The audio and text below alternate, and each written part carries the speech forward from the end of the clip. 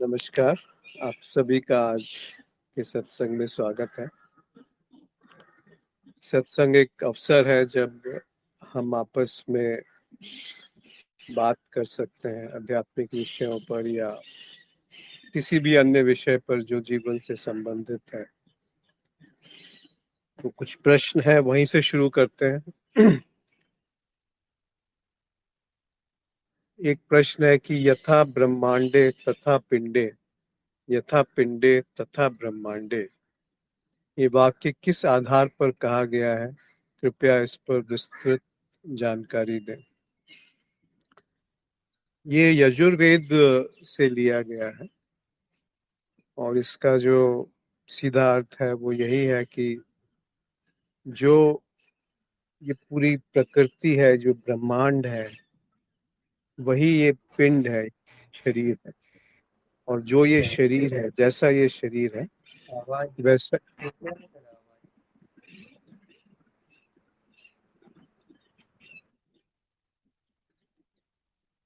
जैसा ये शरीर है वैसा ही ये पूरा ब्रह्मांड है।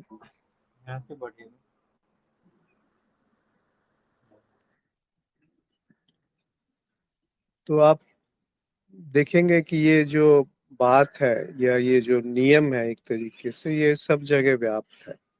यानी इसको सम स्व समानता की बात भी कह सकते हैं कि जैसा बड़े स्तर पे है वैसा ही छोटे स्तर पे है।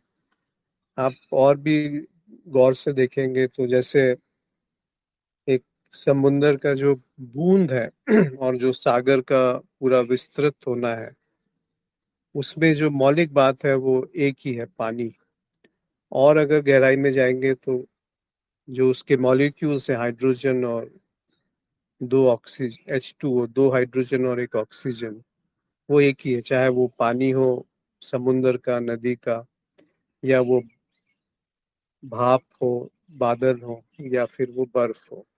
तो रूप अलग अलग हैं पर तत्व एक ही है, मर्म एक ही है।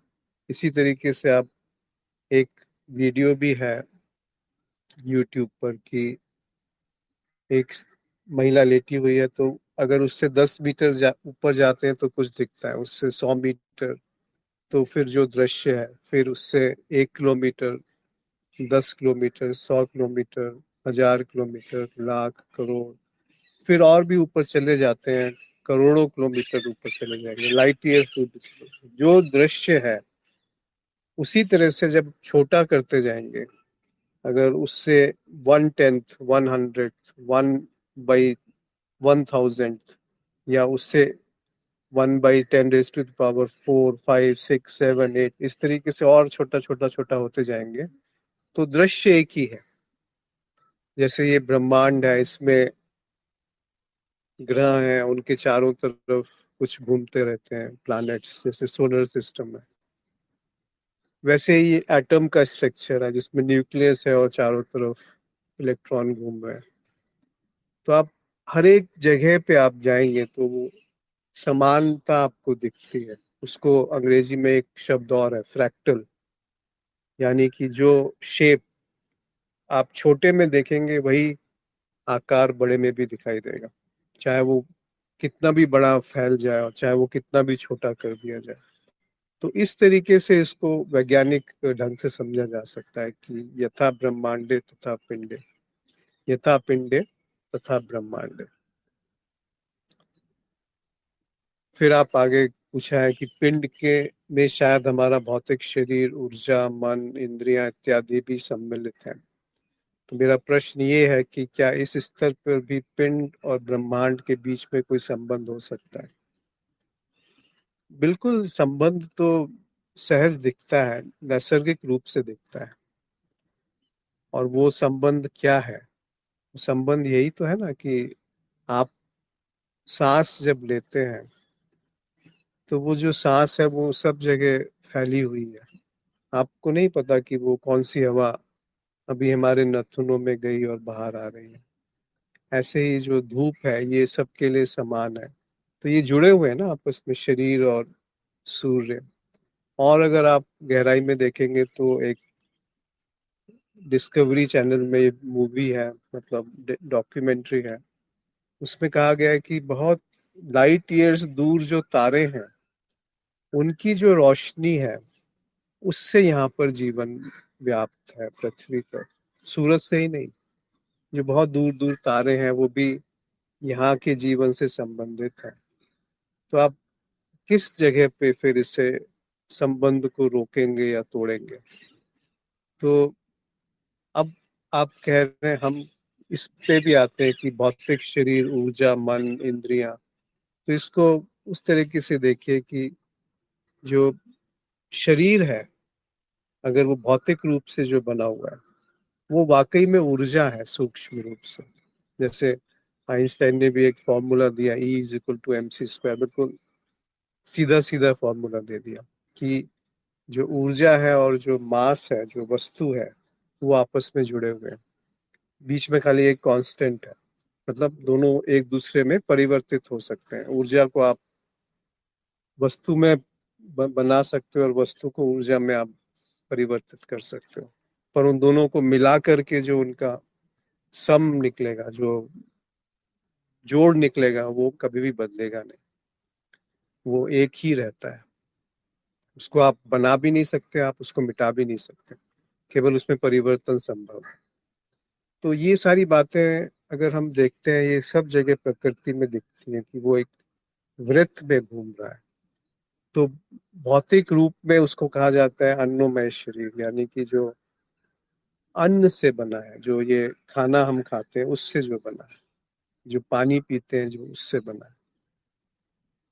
फिर आता है प्राणमय शरीर, यानी ऊर्जा, जो उसका सूक्ष्म रूप है, और वो दोनों एक दूसरे से संबंधित है, एक ही चीज है। संबंधित बोलना भी थोड़ा उचित नहीं है। फिर है मनोमय शरीर, यानी कि अब यहाँ पर आकर के थोड़ी गड़बड़ शुरू हो जाती है कि ये जो संबंध है, जो निसर्ग का संबंध है, वो वहां पर आकर के टूट गया कि मैं, मन यानी मैं, एक केंद्र बन गया जो कहता है कि ये मुझे चाहिए और ये नहीं चाहिए, ऐसा होना चाहिए, ऐसा नहीं होना चाहिए। तो ये जो संकल्प विकल्प, ये थोड़ी बहुत विचार जरूरतों के लिए आवश्यक है, शरीर को बनाए रखने के लिए, व्यवहारिकता के लिए, या समाज में व्यवस्था बनाए रखने के लिए। पर जब हम इसी मन को अपनी तरफ लेके जाने के प्रयास करते हैं कि वो क्या है जो इस मन के परे है, तो फिर वो वहीं से एक कल्पना उसकी निर्मित होनी शुरू हो जाती है, जिसे कहते हैं ज्ञानमय कोश। यानी मैं हूं, मेरे होने का एहसास पे कभी प्रश्न चिन्ह नहीं आता। और अगर उसको भी हम सूक्ष्म रूप से देखेंगे तो उसके पीछे जो है वो केवल आनंद, आनंदमय कोश है, पर वो भी एक कोश है। तो ये जो पांचों हैं ये आपस में संबंधित है, पर पांचों के पांचों जड़ है। जैसे रमन महर्षि का उदाहरण लेते हैं, वो कहते हैं कि विग्रह इंद्रियां प्राण धी तमह ना अहम एक सत तत् जड़म ही असत। मतलब ये जो विग्रह यानी ये जो मूर्त रूप है, जो ये प्रकट अन्नमय भौतिक शरीर है, और जो सूक्ष्म रूप है बुद्धि, मन, आनंद, अहंकार, ये सब जड़ है। केवल एक ही सत्य है जो कि बुद्धि से परे है, क्योंकि मन से ही तो बुद्धि बनेगी, हमारे अनुभवों के संग्रहण से ही बुद्धि बनती है। बिना विचार के मेरा होना यानी क्या, बिना विचार के बुद्धि का अर्थ यानी क्या। तो अगर आपका प्रश्न ये है कि क्या ये लोग, ये जो संबंध है पिंड और ब्रह्मांड का, उसी को सूक्ष्म रूप में देखेंगे तो वही संबंध आप पाएंगे सूक्ष्म रूप में मन और शरीर का है। मन और शरीर भी आपस में जुड़े हुए। और सूक्ष्म रूप में देखेंगे तो मन जो है वो मैं के केंद्र के बिना काम नहीं कर सकता, और मैं का केंद्र के पीछे जो एक भाव है वो है आनंद का भाव, सुख। ऐसा सुख जिसमें कोई अवरोध ना हो, जिसमें कोई परेशानी ना हो, जहाँ पे कोई सीमा ना हो, कुछ ऐसी वृहद सी कल्पना आती है। तो ब्रह्मांड यानी जो वृहद है, और पिंड यानी जो सूक्ष्म है, छोटा है। पर उन दोनों में मूल रूप से कोई भेद नहीं, और वो दोनों एक दूसरे से जुड़े हुए हैं। ये ऐसा पूरा प्रकृति में दिखता है, ऐसा पूरे शरीर में दिखता है, ऐसा पूरे अस्तित्व में दिखता है कि जो बड़े रूप में प्रकट है वही छोटे रूप में प्रकट है। अब हमें अगर समुद्र को जानना है कि पानी कैसा होता है, तो उसका एक थोड़ा सा पानी लेकर के हम उसका अगर अन्वेषण करें, उसको जाने जांचें, तो वही पानी सब जगह पाया जाएगा पूरी पृथ्वी में। एक और तरीके से देखें कि जैसे ये शरीर है, इसमें लगभग 65% प्रतिशत पानी है। अगर आप पृथ्वी को देखेंगे, उसमें भी लगभग 70% पानी है। जितने खनिज पदार्थ हैं, जो एलिमेंट्स हैं, वो लगभग सभी के सभी उसी अनुपात में इस शरीर में पाए जाते हैं। तो ये सब क्या दिखाता है? ये सब एक ही चीज है, जो जिसमें कोई विभाजन नहीं है, और ये आपस में सहज रूप से जुड़े हुए। खाली इसमें एक ही गलती होती है, जब मन आता है तो वो कहता है कि नहीं, मैं अलग हूँ। तो मैं अलग हूँ, या तो वो अपने को छोटा समझ करके अपने आप को वृहद रूप में देखना चाहता है, या वो अपने आप को उसी तरीके से जीवन में जिया जाता है कि कुछ मैं सुधार कर सकता हूँ। पर हम ये नहीं जान पाते कि जो मैं है, सुधार करने जो चला है जीवन में, वो वास्तव में उस सुधार की प्रक्रिया से उस संबंध को तोड़ रहा है, उस संबंध को अवरोध बाधित कर रहा है, उसमें रोक लगा रहा है, उसमें वो एक रुकावट पैदा कर। तो ये प्रश्न आप चारों तरफ देखेंगे तो पाएंगे कि सब जुड़ा हुआ है। फिर एक चीज आपने पूछी कि क्या शारीरिकता के इस पार और उस पार दोनों का संबंध ब्रह्मांड से है। शरीर जब हम कहते हैं तो वो ब्रह्मांड से जुड़ा हुआ है, मतलब दोनों एक ही स्तर पे है। पर जब हम मन कहते हैं तो वो आभासी बात आ जाती है। तो जब हम आप पूछ रहे हैं कि शरीर के इस पार और उस पार, तो उससे क्या आशय है? किस पार? क्योंकि शरीर और ब्रह्मांड एक ही है। तो इस पार तो दोनों एक है, उस पार यानी क्या? उस पार की जो भी हम कल्पना करेंगे, मन, वो भी सूक्ष्म रूप से शरीर ही है। यानी एक शरीर जो स्थूल है, और एक शरीर जो भाव का शरीर है, भावनाओं का शरीर है। फिर एक शरीर जो मन का शरीर है, विचारों का शरीर है। वो सब भी तो शरीर ही है, और वो उसी तरीके से काम करते हैं जैसे ये शरीर आपस में ब्रह्मांड के साथ जुड़ा हुआ, प्रकृति के साथ जुड़ा हुआ। तो इस पार और उस पार यानी क्या? यदि उस बात को हम नहीं समझ पाए तो फंस फंस जाएंगे, क्योंकि उस पार की एक कल्पना है कि कुछ ऐसा है जो जो इन सब का दृष्टा है, जो देख रहा है। तो उसकी हम एक कल्पना कर लेंगे कि वो मैं है, वो मैं हूँ। क्योंकि मैं को अपने आप को बनाए रखने में बड़ा रस आता है। तो वो अंतिम जो बाधा है उसके लिए, या जो सहारा उसको मिलता है, वो है साक्षी का, कि मैं साक्षी हूँ। और वहां जाकर के वो, उसका फिर कोई तोड़ नहीं है बुद्धि में, उसका कोई कोई उपाय नहीं है, और वो वहां पर बिल्कुल सुरक्षित है, क्योंकि वो बच गया, वो मृत्यु से बच गया, वो मिटने से बच गया। तो इस तरफ जब अन्वेषण होता है तो सारे के सारे जो हमारी व्यवहारिकता है वो उल्टी पड़ जाती है, वो दूषित हो जाती है। मतलब अगर हम उस बुद्धि से कि कुछ करके हमें उसको जान पाएंगे, कुछ करके हम उसे पा लेंगे, कुछ हम करेंगे तभी वो हासिल होगा, तो फिर वो एक दुष्चक्र है जो कभी समाप्त नहीं होगा। एक दूसरी विधा है कि वो मिला ही हुआ है, और मेरा कोई भी प्रयास उसको पाने में एक झूठ है, एक अवरोध है। फिर वो दूसरी विधा है।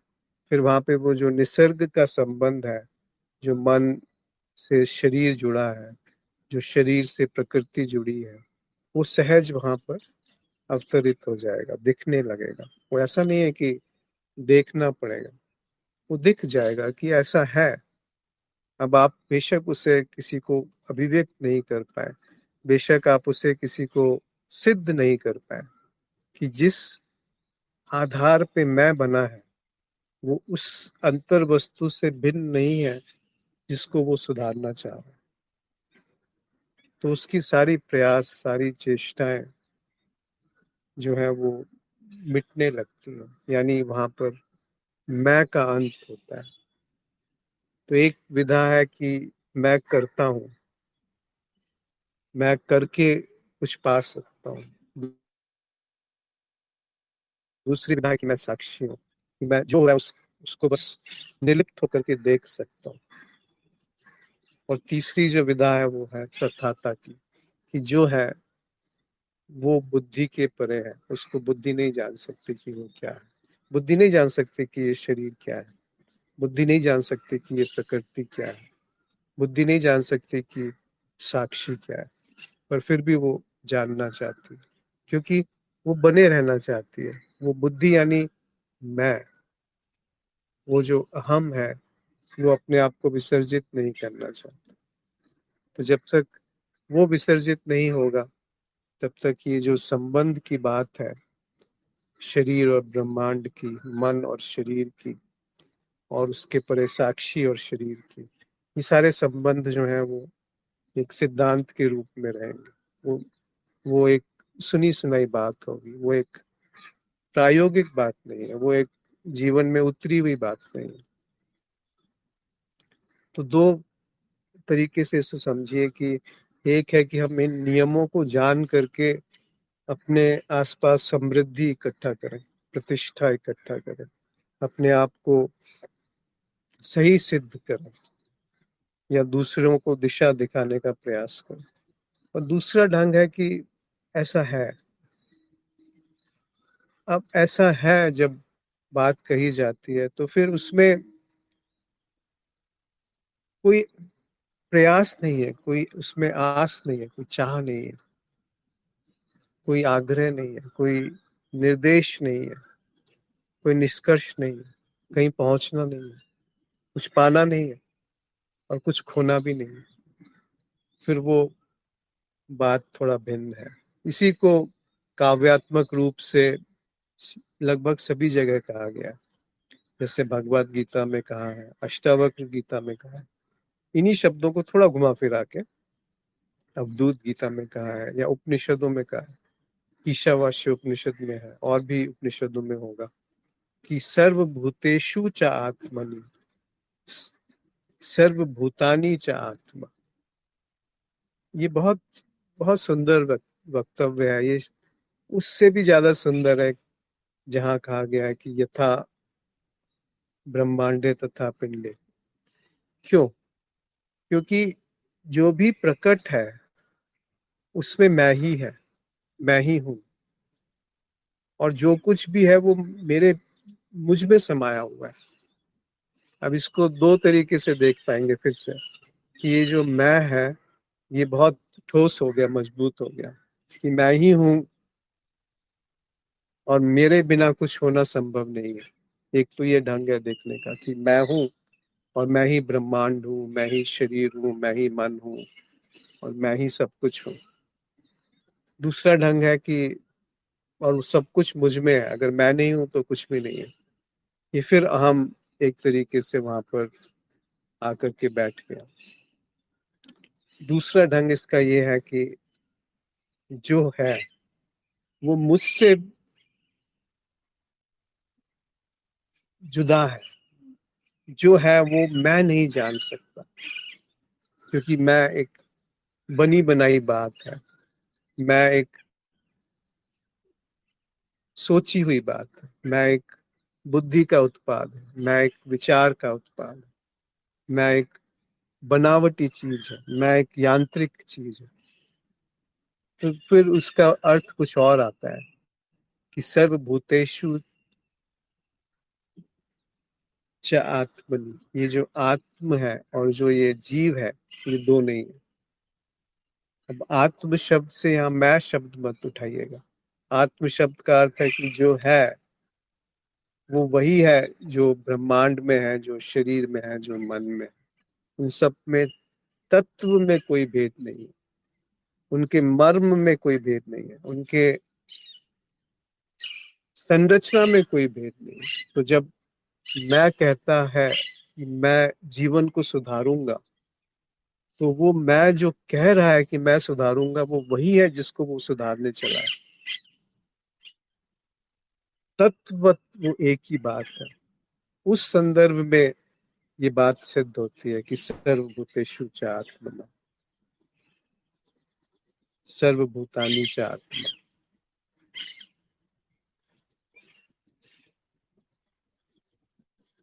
कबीर साहब और सुंदर तरीके से इसको कहते हैं कि पूरा समुंदर, बूंद बूंद से समुंदर बनता है, तो पूरा समुंदर एक बूंद में समाया हुआ है। अब उन्होंने तो कुछ भी नहीं छोड़ा कि बुद्धि क्या समझेगी इसको कि पूरा समुंदर एक बूंद में कैसे आ सकता है। पर यही तो वाक्य उन्होंने कहा है कि समुंदर समाना बूंद में, पूरा समुंदर, पूरा ब्रह्मांड एक पिंड में समा गया, और पूरा पिंड जो विस्तृत रूप में एक ब्रह्मांड है।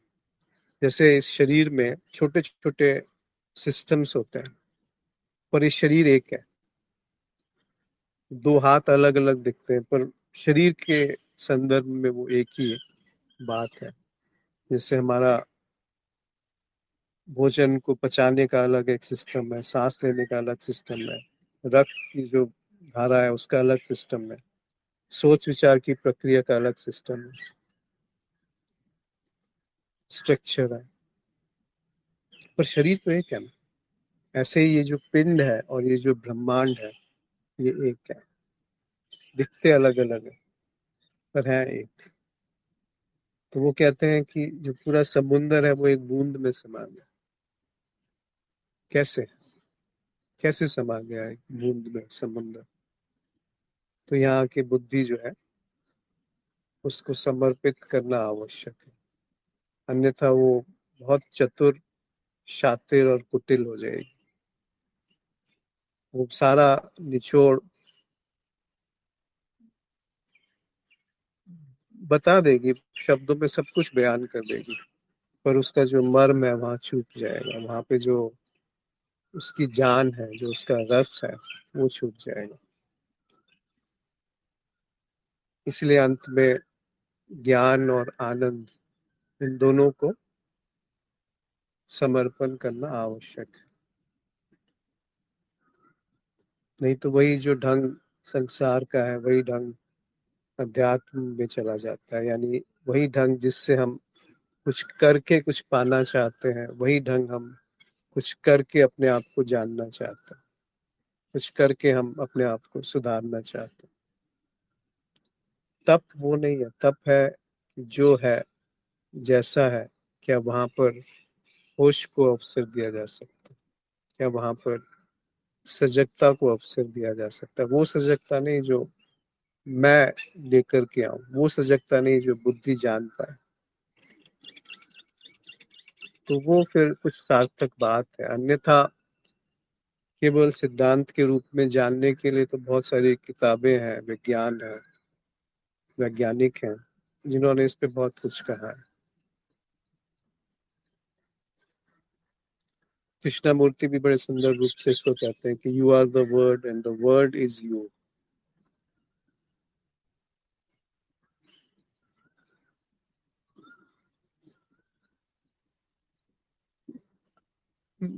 यू आर द वर्ड यानी क्या? ये जो संसार है, ये कहाँ पे पैदा हो रहा है? कैसे पैदा हो रहा है? कब पैदा हो रहा है? जब मैं का एक केंद्र बन रहा है, तो वो संसार का निर्माण करता है। पर जो प्रकृति है, जो ब्रह्मांड है, वो इस सोच विचार से संचालित नहीं होता, उससे नहीं चलता। हमारे शरीर तक में लगभग 99% जो बातें हैं वो हमारे सोच विचार से नहीं चलती। जैसे खाना हजम होना, रक्त का प्रवाहित होना, हृदय का चलना, सांस का लेना, ये सब कहाँ सोच विचार से चलता है। सोच विचार उपयोगी है, पर सोच विचार एक सूक्ष्म रूप है उसी का जो जड़ है।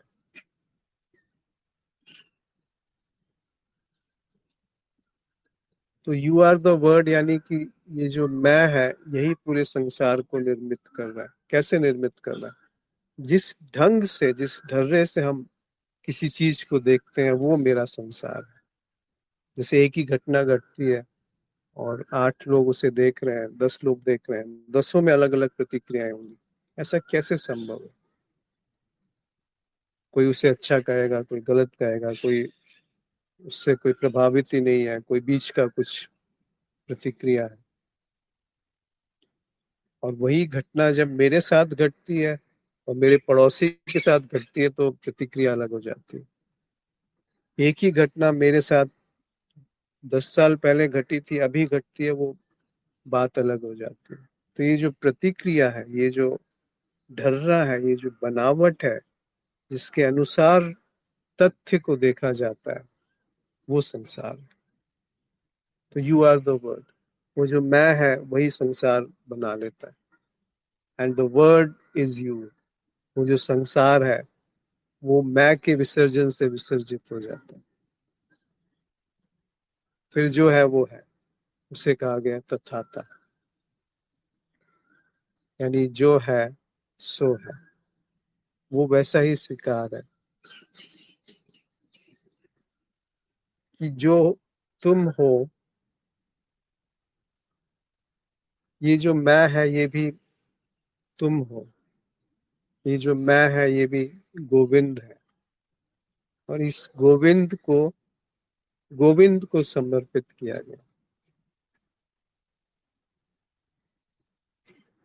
ये जो इदम है, ये जो बना हुआ है, ये जो मेरी बनावट है, ये जो मैं की बनावट है, ये भी गोविंद है। और इस गोविंद को, उसी को मैं समर्पित करता हूँ, उसी में मेरी राजी है। उसी में मेरी राजी, यानी अब मैं चुनाव नहीं करता कि ये सही है, ये गलत है, ये अच्छा है, ये बुरा है। संबंधों के धरातल पे, जीवन के धरातल पे, नहीं तो मैं जीवन नहीं समझ पाऊंगा, मैं अपनी बनावट को ही देखूंगा। उस बनावट को देखते हुए अगर उसमें चुनाव नहीं है तो वहां पे आप पाएंगे कि होश है, या स्वीकार है, या समर्पण। अन्यथा वहां पर हम उसको सही ठहराते हैं या गलत ठहराते हैं। तो इसीलिए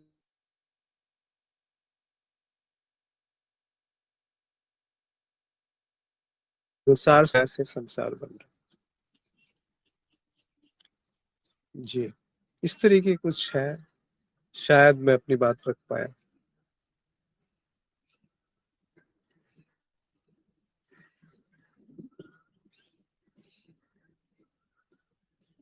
अगर आप हैं भंवर जी तो जुड़ा नहीं है शायद। तो और किसी मित्र का कुछ सवाल हो या कुछ अपनी बात रखना चाहते हैं तो कह सकते हैं।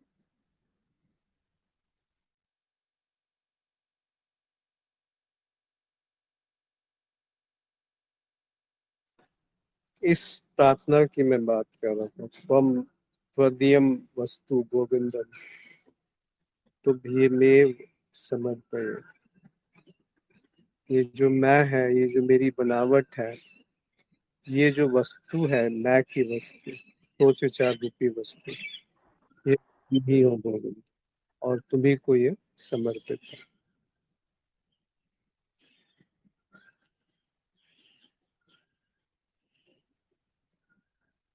तो चाहे वो बाहरी वस्तु हो, चाहे वो आंतरिक वस्तु हो, दोनों वस्तुएं जो है वो एक ही है। दोनों में मौलिक रूप से कोई भेद नहीं, मूल रूप से कोई भेद नहीं। इस संदर्भ में यदि ये बातें सुनी जाए तो इनका कुछ सार्थकता है, अन्यथा ये एक सिद्धांत बन जाएगा। एक खतरा है इसमें कि वो ज्ञान के रूप में संचलित हो जाए या इकट्ठा कर लिया जाए। इन सब का अर्थ है कि वो दिखे सामने और जीवन में उतरे, तभी तो फायदा है उसका। अन्यथा बहुत सारी जानकारी लाइब्रेरी में है।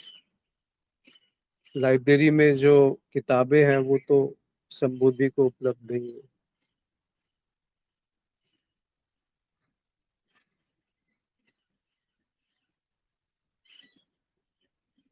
जी, कोई मित्र कुछ कहना चाहते हैं या कोई प्रश्न है?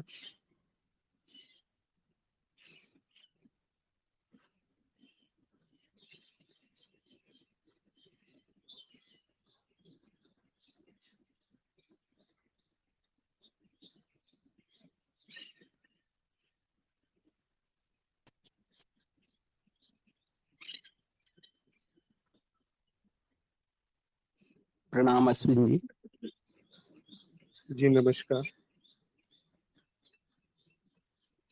अश्विन जी, थोड़ा चित्त और मन पर जैसे कहा गया है, चित्त चंचल मन चोर है, तो चित्त की दृष्टि से पहले जो चित्त चल रहा है, उसकी गति जो भी है, क्या मन भी उसके ही साथ में रहता है? वो सब संरचनाओं को और अपना जो भी उसकी क्रिया में सहयोगी या वो ही उत्पाद का कुछ कारण है? थोड़ा सा इस पर प्रकाश डालिएगा। नमस्कार। हाँ, आप ये बताइए कि चित्त और मन में क्या भेद है?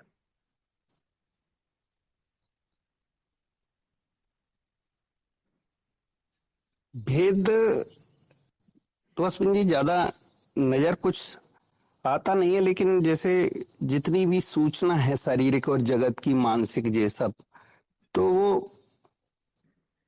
क्या, इसको मैं अभी सही समझ नहीं पाया हूँ। क्या ये पूरी स्मृति का ही कारण है कि अ, मन का, अब मन की तो परिभाषा में कुछ आपको दे नहीं सकता, लेकिन चित्त का नहीं, ये थोड़ा। मुझे मत दीजिए। स्वयं जी देखिए ना, आपको क्या दिख रहा है कि मन क्या है।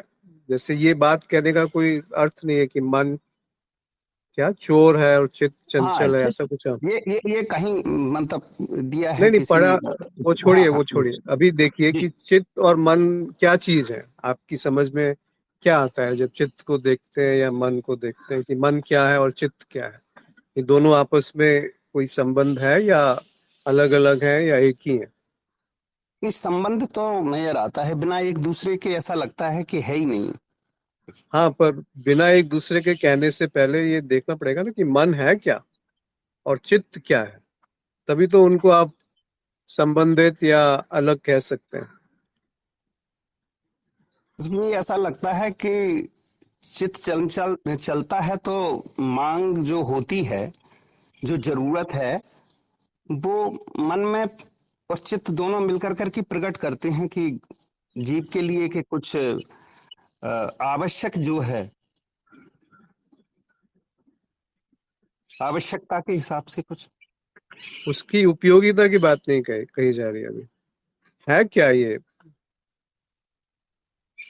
मन क्या है और चित्त क्या है? उनकी उपयोग क्या है उसकी बात नहीं कह रहे अभी। ये है क्या चीज? वृत्ति कह वहां से सकते हैं। शुरू की वहां से शुरू कीजिए। हाँ, बताइए। वृत्ति जो, वृत्ति। हाँ जी जी। वृत्ति यानी क्या? एक नया शब्द आ गया ना ये तो। वृत्ति यानी जो वृत्त में घूमता है, गोल गोल घूमता है। वो भी उसकी एक गुण गुण की बात हो रही है क्या ये? हाँ, देखने के लिए तो कुछ ऐसा दिखता नहीं है कि ठोस कुछ। हम्म, ठोस मतलब ढूंढने जाएंगे तो मिलता नहीं है, ये कह रहे हैं आप? जी जी जी। तो फिर बात ही क्यों कर रहे हैं उसकी? देखिए, बहुत सीधी सी बात है। चित्त यानी जहां पर ये सब संग्रहित है वो हार्डवेयर, और मन यानी उसकी गति। जब वो गति में आता है तो उसको आप मन कहते हैं, संकल्प विकल्प, जो रैम है उसमें से कुछ प्रकट हो गया, वो मन है। सोच विचार, अच्छा बुरा, सही गलत, ये सारी चीजें जो है ये मन के दायरे में आती है। कि मन जो है वो अंधा दिखाते हैं कि उसको पता नहीं है, उसको बस अपना स्वार्थ दिखता है, अपना भय, ये सब चीजें मन के संदर्भ में आ जाती हैं। अब चित्त क्या है? जो भी हमारी अनुभव होते हैं वो जहाँ पे रुक गए, ठहर गए, वो चित्त है या स्मृति है। और उस स्मृति से कुछ भाग जो है अभी प्रकट है, जो मन के रूप में प्रकट है। ये एक तरीका है। मन को अलग अलग तरीके से बयान किया जा सकता है, पर ये एक तरीका है। अब ये दोनों आपस में संबंधित है, एक रुका हुआ है, एक गतिमान है। तो जब वो घूमता है तो वो वृत्ति के रूप में घूमता है, जो आपने कहा गोल गोल घूमता है। अब ये कहने का क्या अर्थ है कि एक चोर है और एक चंचल है? इसका क्या संबंध है इस रचना से जो अभी दिख रहा है सामने? पर इसका अध्यात्म से क्या संबंध है? अध्यात्म का अर्थ है कि वो जानना जैसा वो है, यानी मन क्या है, उसकी बनावट क्या है, उसको वैसा देखना। चित्त क्या है, उसकी बनावट क्या है, उसको वैसा देखना। अहंकार क्या है, उसकी बनावट क्या है, उसको वैसा देखना। बुद्धि क्या है, उसकी बनावट क्या है, उसको ना उसकी निंदा करना, ना उसकी स्तुति करना, ना उसको सही ठहराना, ना उसको गलत ठहराना, उसको यथावत देखना कि ये ऐसा है। फिर अध्यात्म शुरू होता है, फिर विज्ञान शुरू होता है। विज्ञान भी तो छेड़ करके नहीं देखता ना किसी चीज को, पहले तो वो देखता है कि वो क्या है, तभी तो उसका कुछ उपयोग या उसके गुण या उसके संबंध को जाना जा सकता है। तो वहीं पर टिकिए। किसी भी जगह जब बात करनी है तो उसको अपने जीवन से जोड़ करके देखिए कि ये केवल सुनी हुई बात है कि कुछ संबंधित है जीवन से। वहां पर जाकर के आपको एक नया आयाम दिखेगा कि मन नाम की कुछ जो चीज है वो एक आभासी बनावटी बात है, वो सत्य नहीं है। वो ब्रह्मांड या प्रकृति का हिस्सा होते हुए भी एक झूठ है। क्योंकि प्रकृति में सोच विचार से प्रकृति नहीं बनी है, किसी की सोच का उत्पाद नहीं है प्रकृति। प्रकृति है, फूल है, और उस फूल में कोई ये क्रेडिट लेने वाला नहीं है कि मैं बहुत सुंदर हूँ, मेरे अंदर बहुत खुशबू है। हम क्या जानते हैं? हम फूल के कुछ गुणों को जान सकते हैं, ऐसे ही हम शरीर के कुछ गुणों को जान सकते हैं, पर ना हम जानते हैं कि फूल क्या है, ना हम जानते हैं शरीर क्या है। पर हम जो ये थोड़ी बहुत एक उपयोगिता की चीज है जिसमें हम विचार, सोच विचार की बात लेके आते हैं, वो अपने आप को स्वयंभू घोषित कर देता है, अहम के रूप में, बुद्धि के रूप में, मन के रूप में। वहां पे भूल हो जाती है। तो बात थोड़ा स्पष्ट हुई कमलेश जी? हाँ जी अश्विन जी, ये शब्द का भी जो प्रयोग किया उसके लिए क्षमा चाहेंगे कि जो चोर शब्द था ये बुद्धि का ही एक उत्पाद था, कहीं से इसको इस शब्द को पढ़ा था तो इसमें ऐसा लिखा हुआ था, तो इसलिए अब वो ऐसा लगता है स्मृति में कुछ वहां से ही चला। आपने बिल्कुल स्पष्ट कर दिया ये, और इसके लिए आपको बहुत बहुत धन्यवाद, आभार जो है जी। कि आपके यहाँ पर कम से कम ये तो है कि वो निर्मल पवित्र हो जाता है फिर उसकी। क्या निर्मल होता है? अब एक भावनाएं जो भी उठ रही हैं उसके प्रति के कुछ भावनाएं तो ऐसा। अगर निर्मल होंगी तो वो अपवित्र भी बहुत जल्दी हो जाएंगी। हाँ, विचार भी मतलब नहीं आएंगे, अब वो स्वयं विचार के अंदर। बदल जाते हैं बार बार। अभी एक जी विचार आया कि ये बात सही है, ये जो कह रहे हैं ये बात सही है, थोड़ी देर में किसी और को सुनेंगे तो वो सही लगेगा, ये गलत हो जाएगा। तो वो क्या है जो निर्मल है, जिसको आप निर्मल कह रहे हैं कि निर्मल हो जाता है? हाँ, वो स्वयं ही फिर स्वयं को ही देखने की तरफ मुड़ जाता है, मतलब जो क्या क्या दृष्टिकोण। क्या चीज स्वयं को देख सकती है? हाँ, स्वयं को तो वैसे देख नहीं सकते, लेकिन ये है कि तो अभी आपने कहा देखने के लिए मुड़ जाता है, तो वो क्या है जो देख सकता है स्वयं को? मतलब अहम देख खत्म नहीं हो सकते? जाएगा जो। हाँ जी। हाँ, मैं और मेरा है, जो हम्म। जहां से ही ये सोच विचार और ये अगर जितनी मैं भी, और मेरा खत्म हो गया तो वहां पे क्या बचेगा? फिर तो कुछ भी नहीं बचेगा बिल्कुल। ये कौन जान सब रहा है कि कुछ नहीं बचा वहां पे? मैं और मेरा ही जान पाएगा, जब तक है वो तब तक ये जान हाँ। पाएगा, और जो नहीं है तो फिर सब छूट जाएगा। नहीं नहीं नहीं नहीं, ऐसा नहीं। इतनी जल्दी मत मानिए, इतनी जल्दी आप एग्री मत कीजिए। थोड़ा खुद इसको मतलब सामने सामने देखिए कि किसी भी बात को मानना भी नहीं है और उसको नकारना भी नहीं है कि ये झूठ है, और ये भी नहीं कि हाँ ये बात सच है। क्योंकि वो सच जैसे ही आप कहेंगे, फिर वो एक स्मृति में बात इकट्ठी हो गई बोझ के रूप में, और आप उसको खारिज कर देंगे तो आप वैसे ही बने हुए हैं जैसे आप पहले बने हुए थे। तो इन दोनों के बीच में कहीं रास्ता है। वो रास्ता है कि अगर अभी जैसे बात करी ना कि अगर आप देखेंगे कि मन क्या है तो वहां कुछ नहीं मिलेगा। पर इस कुछ नहीं को जानने वाला कौन है? वो वही मन है। वो मन ही कह रहा है कि यहाँ कुछ नहीं है। मन ही कह रहा है कि मैं देख रहा हूँ कि यहाँ कुछ नहीं है। तो उस मन या बुद्धि या विचार या अहम या स्मृति, क्या यही प्रकृति है? क्या यही ब्रह्मांड है? क्या यही शरीर है? या जो शरीर का विचार है, क्या वही शरीर है? विचार के बिना क्या मैं स्थापित रह सकता है? तो आप पाएंगे कि कोई भी निष्कर्ष अगर बुद्धि और स्मृति और अहम को अलग रख दें तो आप किसी निष्कर्ष पे नहीं आ पाएंगे।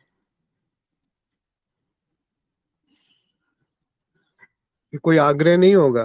तभी तो बुल्ले शाह कहते हैं बुल्ला की जाना मैं कौन। कैसे आप कह पाएंगे कि मैं कौन हूं?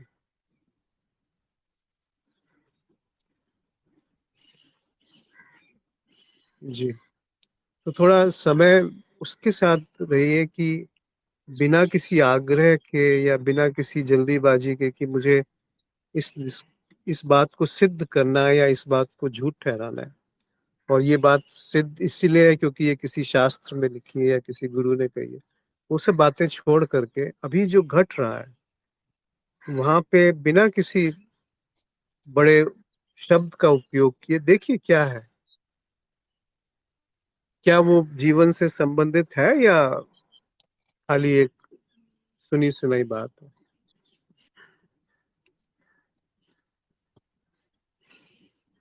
मन क्या है? बुद्धि क्या है? शरीर क्या है? साक्षी क्या है? ये आपस में संबंधित कैसे हैं? क्यों है?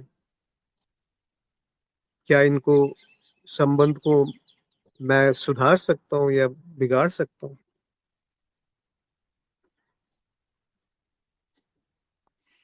अश्विन जी, आदत के साथ टिकना तो बहुत मुश्किल हो जाता है, कि मतलब जैसे ठहराव लाना, थोड़ा जो। आदत ही मैं है कमलेश जी। जी। तो आदत में ठहराव आप लाने जाएंगे तो कोई और नई आदत पाल लेंगे। यानी एक आदत से निकलने के लिए आप कोई और आदत बीच में लेके आएंगे तो वो तो समाधान नहीं हुआ ना। हाँ, आदत में आप ठहराव क्यों लाना चाहते हैं? आदत क्या है उसको देखिए ना। आदत है क्या? अभी थोड़ी देर पहले मन और चित्त पे आप बात कर रहे थे, थोड़ा वही रुकिए। आदत आदत भी वही है। जो चीज बार बार आप करते हो वो एक ढर्रे में बैठ जाती है, वो आदत है। तो उस आदत को बदलने वाला उस आदत से भिन्न नहीं है, ये बात समझिए। आदत को जैसे आपने कहा कि ये गलत आदत है, तो बात वहीं पे फेल हो गई, विफल हो गए हम। या ये अच्छी आदत है, वहां पे विफल हो गए। आप उसको सही ठहरा रहे हैं या गलत ठहरा रहे हैं? कौन है जो उसको सही गलत ठहरा रहा है? वो उससे भिन्न नहीं है जो जिस सामग्री से आदत बनी हुई है। फिर इस तरह के वक्तव्य नहीं आएंगे कि आदत में ठहराव। कौन है जो आदत में गतिमान है या ठहर रहा है? कौन है जो उससे मुक्त होना चाह रहा है? ये बात समझ में आ गई, आपने बिल्कुल क्लियर स्पष्ट कर दिया, मतलब समझ बन गई है इसमें कि ये जो जहां से उत्पन्न हुई है वहीं उसका उत्तर है। और समझने में ज्यादा उसमें हलचल में अगर आ गए तो फिर उसके साथ में बह जाना हो जाता है, मतलब फिर वो आदत एक की तरफ ही झुकाव हो जाता है, मतलब जिससे वो उठ रही है और उसी को पकड़ करके रह जाते हैं। बाकी का तो आपने बिल्कुल एकदम स्पष्ट इस तथ्य को एक निर्णायक उस पर स्वयं के लिए तो बहुत कुछ बड़ी बात है ये, जो इसको क्लियर होना, ये मैं इसमें फंसा था, ये बहुत चीज मेरे उपज थी जो सोच विचार की और ये आदतों की। तो अब जिस समझ में आ गई कि ये उसका अ, जो तत्व है वो उसी में से उत्पन्न हो जाता है, विचार में से ही विचार पैदा हो रहे हैं और सोच विचार में से नया कुछ। तो बस केवल उसको एक दृष्टा की तरह देखना है, अनुभव करना है कि हाँ मैं साक्षी हूँ, इन सब चीजों को देख रहा हूँ, बस इसी में शांति और मौन मिलेगा। तो इसके लिए आपका बहुत बहुत धन्यवाद, आभार जो है कि धीरे धीरे एक मतलब फिर निर्मल शब्द आ गया, मतलब आप जो सहज ही जो हो रहा है वो उसको देखने का एक दृष्टा की तरह कि कुछ मौन में ही रहना है, कहना कुछ नहीं है। क्योंकि वो जो कहना होगा तो उसका भी कहीं ना कहीं से मूल उसका कोई स्रोत होगा और उस स्रोत से वो बात उठेगी और फिर वहीं पर उसका आंसर मिलेगा। तो ये बहुत आभार, आपका बहुत धन्यवाद जो है। हसबैंड ये अ, आपकी कृपा इसको कह सकते हैं कि परमात्मा ने जो ऐसा समय और वो किया है कि जिसमें एक मौका मिल रहा है, नहीं तो कभी ऐसा समय मिला ही नहीं है जीवन में कि अपने विचारों को और अपने प्रसन्नों को सही तरीके से रख सकें, किसी के सामने जान सकें उसको। और क्योंकि स्वयं स्वयं से ही दुखी हो जाता है इंसान, इसलिए जो है अब वो सब समझ लेता है कि कारण क्या है और उसके उपाय क्या हैं और ढूंढने कहीं जाना है ही है। वो अज्ञान ही मैन उसको कह सकते हैं कि अज्ञान से ही ये सारी चीजें निकलती हैं। और जब भेद को इसको जान लेता है ज्ञान के द्वारा तो कुछ बचता नहीं है वहां पर, शेष जो है फिर एक तरीके से आनंद की स्थिति ही आ जाती है कि हाँ अब बहुत अच्छा महसूस हो रहा है, सब कुछ चीजें नियंत्रण में हैं। और कोई किसी के साथ में भेदभाव या वो प्रवृत्तियां, मतलब जो वृत्तियां हैं वो सब खत्म हो जाती हैं। तभी सत्संग का जो महत्व है, और फिर सत्संगों में महत्व उसी चीज का है जहां पर वो अपनी प्रसन्न और अपनी दुविधाएं, इच्छाएं, कामनाएं और जो जितना भी उसमें विकार उठ रहे हैं वो सबको वहां निर्मल कर लेता हैगा। वरना ये नसीब नहीं होता किसी का कि वो अपनी जो बीमारियां हैं या जो उसके अंदर बुरी। थोड़ा थोड़ा रुकिए, आप कहाँ से कहाँ पहुंच रहे हैं? जो छोटी सी बात कही है उस पर थोड़ी देर टिकिए ना। निष्कर्ष पे मत आइए बहुत जल्दी कि ऐसा ही है। यहाँ पे जो बताया जा रहा है वो बात सच है, इसको क्यों मान रहे हैं? उस पर थोड़ी देर रुकिए, थोड़ी देर उसको जीवन में उतरने का अवसर दीजिए। फिर देखिए कि क्या जीवन ऐसा ही है। बहुत जल्दी निष्कर्ष पे मत आइए। जी। ठीक है, थोड़ा सा टिकिए, नहीं तो बुद्धि भटकती रहेगी ऐसे एक जगह से दूसरी जगह। तीसरी जगह, एक विचार से दूसरे विचार से तीसरे विचार, इसमें वो ये बात आप बेशक शब्दों में अभिव्यक्त कर देंगे पर वो जीवन में नहीं उतर पाएगा। अभी यहाँ जी। अच्छा लग रहा है, कल को कहीं और अच्छा लगेगा, वो सब अच्छा किसको लग रहा है? अच्छा लगना और बुरा लगना ही तो सबसे बड़ा बंधन है। वो जो साक्षी की तरह देखना, अभी तो वही बात हुई ना कि एक है कि कर्म से या अपने कार्य से कुछ हासिल करना, दूसरा अति है साक्षी की तरह सब कुछ देखना। कौन है जो साक्षी की तरफ देख रहा है? कौन है जो जान रहा है कि साक्षी है? कैसे वो साक्षी को परिभाषित कर पा रहा है और उसमें स्थित होकर के बदलती हुई चीजों को देख करके खुश हो रहा है, आनंद में झूम रहा है? किसी भी निष्कर्ष पे मत आइए, थोड़ी देर टिकिए, नहीं तो बुद्धि भटकती रहती है। जी। और जी। किसी मित्र को कुछ कहना है? प्रणाम अश्विन जी। जी, नमस्कार।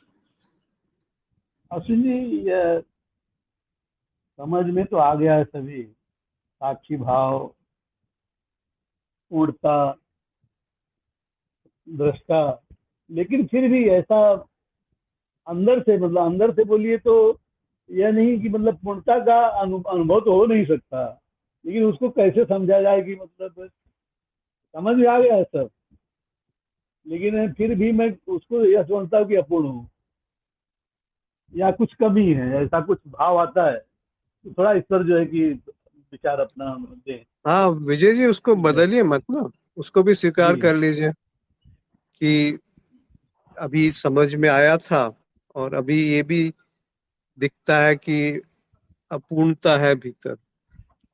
तो उसको भी इस तरीके से स्वीकार कीजिए कि जो ये समझ रहा है कि अभी अपूर्णता है, वो खुद उस अपूर्णता का हिस्सा है। तो उसके साथ बदलाव करने का प्रयास मत कीजिए कि ये अपूर्णता पूर्णता में बदल जाए। तो आप पाएंगे जी। कि वहां पे कुछ अभिनव कुछ वहां पे दिख होगा। और उसकी भी इसलिए मत कीजिएगा कि वो अभिनव वहां प्रकट हो जाए, जी। पर ऐसा पाया जाता है, ऐसा देखा गया कि वहां कुछ है जी। जिसको, जो बुद्धि में नहीं समा सकता, जो जो पूर्ण और अपूर्ण की परिभाषाओं से परे है। जी। तो वो खुद ही आप प्रयोग कीजिए जीवन में और देखिए कि ऐसा होता है कि नहीं होता, कि जो भी घट रहा है चाहे वो अपूर्ण जी। क्यों ना हो, वही मेरी अभी की बनावट है।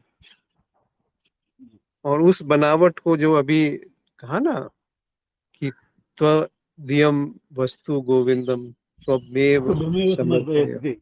जी। या तो वो वस्तु भी तुम हो, और वो जो वस्तु को जान रहा है कि ये वस्तु है वो भी तुम हो, और दोनों जी। ही तुम पे समर्पित है। अब क्या कहने को रहा? तो आसन जी, मतलब पूर्णता ही वही, मतलब पूर्णता ही है, ऐसा मतलब भाव लाए। क्या दोबारा से क्या क्या बोल रहा है? मैं बोल रहा था कि जो हमारे, हम जिसको अपूर्ण समझ रहे हैं या पूर्णता हम्म। का भाव आता है, जी। तो वो भी जो है कि पूर्णता का ही अंश है या पूर्णता ही है, हाँ ऐसा हाँ, नहीं मतलब नहीं, हमेशा अभी भी। विजय जी। जी इसको दो तरह से देखिए कि वो अपूर्णता का भाव जी। को जो जान रहा है वो खुद अपूर्णता है, उसको आप पूर्ण मत समझ बैठिए। जी। तो वो जो मन है या सोच विचार है वो कह रहा है कि ये अभी जो है ये अपूर्ण है। मन कह रहा है, बुद्धि कह रही है कि समझ में तो आ गया लेकिन ये अभी भी अपूर्णता बाकी है। ये कौन जी। कह रहा है? ये बुद्धि तो कह रही है। किसको कह रही है? जी। बुद्धि को ही कह रही है, जी। क्योंकि जो पूर्ण है वो तो कभी अपूर्ण नहीं हो सकता, और जो अपूर्ण है वो कभी पूर्ण नहीं हो सकता। ऐसी कोई विधा नहीं है कि अपूर्णता से पूर्णता की तरफ कोई गति हो जाए। जी। ऐसी कोई विधा नहीं है कि आभासीयता से सत्य की तरफ कोई गति हो जाए। ऐसी कोई विधा नहीं है कि जो करेक्टर्स मूवी में चल रहे हैं वो बाहर निकल करके जीवंत हो जाए। इसी तरीके से जो अपूर्ण है उसको जानने वाली जो उसकी छाया है वो भी अपूर्ण है। देखिए ना, जी मन जो है वो अनुभवों के आधार पर एक छवि है, उस छवि की जो छाया है वो अहंकार है। तो जी छाया की छाया है और वो स्वयंभू बन के बैठ गया, और वो हम्म अहंकार जो है वो चाहता है कि पूर्णता को की तरफ गति हो जाए। वो खुद नहीं जान रहा कि अपूर्ण होकर के ही वो पूर्णता को अपूर्ण होकर के देख रहा है। अपूर्णता ही अपूर्णता को जान रही है, अपूर्णता पूर्णता को नहीं जान सकती। अपूर्णता ही अपूर्णता को जान रही है। जी जी जी अभी क्लियर हुआ। जी जी। तो वो मत अपूर्णता से पूर्णता को नहीं प्रयास प्राप्त किया जा सकता। ये जी प्रयास मत कीजिए कि अपूर्णता चली जाए, उसको वैसे ही जी स्वीकार कर लीजिए जी कि ये गोविंद है, ये भी जो मैं है ये भी गोविंद है। उसको तिरस्कार नहीं करना कि मैं जो है बहुत गंभीर चीज है, ऐसा नहीं। जी मैं और अपूर्णता या बुद्धि या मन या चित्त या अहंकार, ये सब अपनी छोटी छोटी जगह में उपयोगिता है इनकी, पर यही ब्रह्मांड है, यही शरीर है, यही तत्व है, वो फिर बात गलत हो जाती है। या ये कुछ करेंगे तो वो गति हो जाएगी पूर्णता से, सॉरी, अपूर्णता से पूर्णता की तरफ, तो वो बात गलत हो जाएगी। कुछ करके ये कुछ मिलेगा, ये बुद्धि की गति है। जो मिला ही हुआ है वो बस देखना है, ये तथाता की गति है। यानी ऐसा है और ऐसा दिख रहा है, ऐसा नहीं कि ये मान लेना है कि ऐसा है, वो दिख भी रहा है कि ऐसा है। जी जी जी एक थोड़ा सा पागल वाला सवाल मैं पूछना चाहता हूँ यार। जैसा है आप भी कुछ भी समझिए हमें, लेकिन मैं ये जानना चाहता था कि मतलब कभी ऐसा लगेगा कि मैं पूर्ण हो गया हूँ। मैं ये हमारा पागल वाला सवाल ही समझिए असीम जी। हमको ऐसा कभी महसूस हो सकता है कि यार ऐसे ही हम मतलब कि मतलब मान ले कि आपको तो जब ठीक भी है सर। महसूस जी होगा, आपको जी जब भी महसूस होगा कि मैं पूर्ण हूँ, वो अपूर्णता का ही अनुभव होगा। जी ओके तो पूर्णता का धन्यवाद। अनुभव नहीं हो सकता ना, क्योंकि पूर्णता में जो अनुभव करने वाला है वो भी पूर्णता का हिस्सा है। जी तो वो अपना अनुभव किस विधा से करेगा? जी जी धन्यवाद तो क्लियर है। इसीलिए वो बात ही बेकार है कि मुझे पूर्णता का अनुभव हो जाए। जी जी जी धन्यवाद धन्यवाद। नमस्कार। और कोई मित्र कुछ कहना चाहे? प्रवीण ने एक लिखा है कि ना हन्यते अन्य माने शरीरे। यहाँ पर आत्मन को मनुष्य का शरीर क्यों कहा गया है?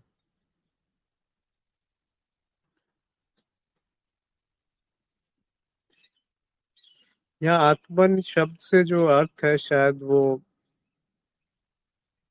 तत्व की तरफ है। ना हन्यते, हन्य माने शरीरे, हन्य मतलब शरीर की मृत्यु हो जाती है, पर वो जो तत्व है वो नहीं मरता। तो शरीर की मृत्यु हो जाती है, ये बात तो बिल्कुल स्पष्ट है ना कि शरीर जो पैदा है वो मरेगा ही मरेगा, पर जो तत्व है वो नहीं मरता। जैसे बर्फ की जन्म होता है, बर्फ की मृत्यु हो जाती है। बादल का जन्म होता है, बादल विसर्जित हो जाता है, समाप्त हो जाता है। पर जो तत्व है H2O, जो उसकी मौलिक बात है, वो नहीं मिटती, वो समाप्त नहीं होती। उस तरीके से आप देख सकते हैं। तो आप पूछ रहे हैं कि यहाँ पर आत्मन को मनुष्य का शरीर क्यों कहा गया? ऐसा तो नहीं कहा गया यहाँ पर।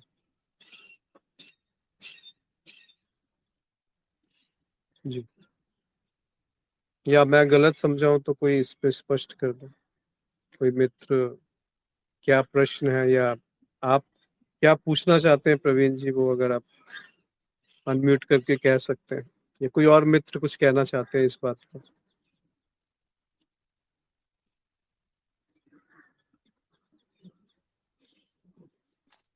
प्रणाम अश्विन जी। जी नमस्कार। जी, आपने जो इसका हम्म, अर्थ बताया ना, वही सही है। यहाँ पे आत्मा को शरीर नहीं कहा गया है, यहाँ तो क्लियरली कहा गया है कि शरीर के मरने पे भी आत्मा को कुछ नहीं होता, मतलब आत्मा और शरीर अलग है। तो यहाँ पर उन्होंने जो मतलब निकाला है ना कि आत्मन को मनुष्य का शरीर क्यों कहा गया है, ऐसा नहीं कहा गया है। तो बिल्कुल उसको अलग बताया गया है, बल्कि यहाँ पे ना हन्यते हन्य माने शरीर है, शरीर की हत्या हो जाए तो भी वो उसकी हत्या नहीं होती। जी प्रणाम। जी धन्यवाद। नित्य दृष्टि जी ने लिखा है कि पूर्णता अपने को अपूर्ण मान रहा है, यही अज्ञान है। दो है ही नहीं, पूर्णता ही है बस, उसको कुछ कहा नहीं जा सकता। ये बहुत सुंदर साधु। यही बात कहना चाह रहा था, पर कहते कहते उसका उल्टा भी कहा था कि अपूर्ण ही पूर्ण बनने का प्रयास कर रहा है। पर आपने जो कहा वो बिल्कुल सही है कि पूर्ण ही अपूर्णता में डूब गया है। यानी जो छवि है वो कुछ है ना, तभी तो छवि बनी है। छाया जो बनती है, कभी फिल्म शूट हुई है तभी तो वो फिल्म के रूप में प्रस्तुत हो पाई है। पर जो प्रस्तुत हुई छाया है वो नहीं है व्यक्ति। जैसे शाहरुख खान की कोई मूवी है, अब वो शाहरुख खान वो नहीं है जो पर्दे पे चल रहा है, पर शाहरुख खान है, इसीलिए तो पर्दे पे वो दृश्य अंकित हो पाया। तो वो जो अपूर्ण है वो किसी भ्रम में आकर, सॉरी फिर गलत बोल गया, जो पूर्ण है वो किसी भ्रम में अपने आप को अपूर्ण मान रहा है, और जो अपूर्ण है वो कभी भी पूर्ण को नहीं जान सकता। तो आप सही कह रहे हैं जी। जी प्रणाम अश्विन जी। ये जो पहला प्रश्न आज हम लोग जो हमारी समझ में थोड़ा सा इस पे आया, यथा ब्रह्मांडे तथा पिंडे, यथा पिंडे तथा ब्रह्मांडे। अधिकतर जो हम लोग प्रयास करते हैं कि ब्रह्मांड को जाने, ब्रह्म को जाने, सारा जगत को जान लें, ऐसा जरूर नहीं है। आत्मज्ञान हो गया, सब कुछ का ज्ञान हो गया। इस पिंड का जो स्वयं को जान लिया, तो सबका जानकारी हो गया। स्वयं को न जानने और ब्रह्मांड को जानने चले, ये बहुत मुश्किल काम है। तो यथा ब्रह्मांडे तथा पिंडे, पिंड को जान लो, ब्रह्मांड का ज्ञान हो गया। ब्रह्मांड और पिंड दोनों अलग नहीं है। यथा पिंडे तथा ब्रह्मांडे, पिंड और ब्रह्मांड दोनों एक ही है। एक का ज्ञान होने से दूसरे का ज्ञान स्वतः हो गया। और ज्ञान मार्ग में यही तो हमको बताया जाता है, मूल ज्ञान। ये मूल ज्ञान हो गया तो सब ज्ञान हो गया। आत्मज्ञान ही ब्रह्म ज्ञान है। जी प्रणाम। जी धन्यवाद, आपने बहुत स्पष्ट तरीके से कहा इसको। वही आशय है इस वक्तव्य का, यथा पिंडे तथा ब्रह्मांडे। पिंड को जान लो और पिंड में वो जो स्वयं है उसको जान लो, तो सारे ब्रह्मांड को जान लो। और स्वयं को नहीं जाना तो ब्रह्मांड को जान के क्या फायदा।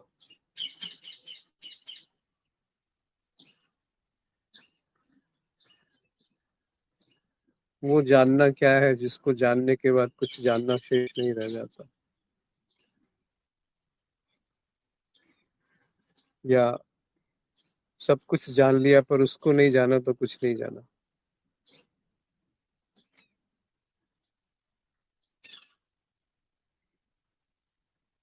तो वही बात है जी। तो और किसी मित्र का कुछ है, अन्यथा आज यहाँ पर समाप्त करेंगे।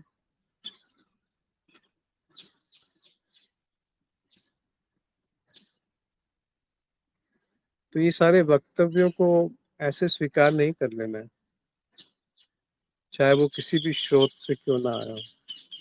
इसको देखें कि जीवन में क्या ये ऐसा है अभी, क्या इसकी सार्थकता है, क्या ये मेरे जीवन से संबंधित है। तो आप सबका बहुत आभार आज जुड़ने के लिए। नमस्कार।